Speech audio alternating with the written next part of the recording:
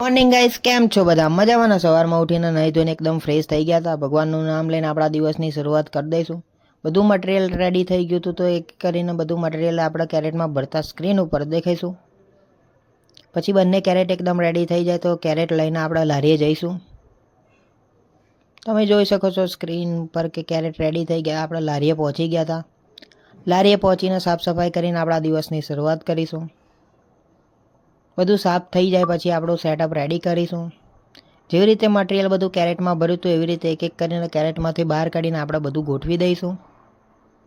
તમે જોઈ શકો છો સ્ક્રીન ઉપર કે ભાઈ પછી આપણો સેટઅપ રેડી થઈ જાય પછી અગરબત્તી કરીને આપણા દિવસની શરૂઆત કરી દઈશું. પછી આવી જાય છે કસ્ટમર, તો કસ્ટમરને આપણે વડાપાઉં બનાવીને આપી દઈશું. પછી એક નાનકડો ક્લિપ લઈ લઈશું આપણા સેટઅપનો. પછી બીજા કસ્ટમર આવે તો બીજા કસ્ટમરને આપણે વડાપાઉં બનાવી આપીશું. તમે જોઈ શકો છો સ્ક્રીન ઉપર કે કસ્ટમર ચાલુ હોય છે તો આપણે નાના નાના ક્લિપ કસ્ટમરના લીધા છે. આપણે પછી બનાવીશું ચીઝ દાબેલી. ચીઝ દાબેલીની પ્રાઇસની વાત કરીએ તો 40 રૂપિયા છે અને ચીઝ આપણે અમૂલનું જ વાપરીએ છીએ. પછી સાંજનો સમય થઈ ગયો તો નાનકડો એક ક્લિપ લઈ લીધો છે. પછી 2 વડાપાઉં બનાવીશું ચીઝવાળા. પછી લારી ક્લોઝ કરવાનો ટાઈમ થઈ ગયો તો આપણે લારી ક્લોઝ કરીને ઘરની તરફ જઈશું. વ્લોગ કેવો લાગ્યો કોમેન્ટ કરવાનું ભૂલતા નહીં. અને આપણે યુટ્યુબની ચેનલ પણ બાયોમાં આપેલી છે, તો ફટાફટ યુટ્યુબમાં પણ સબસ્ક્રાઈબ કરો.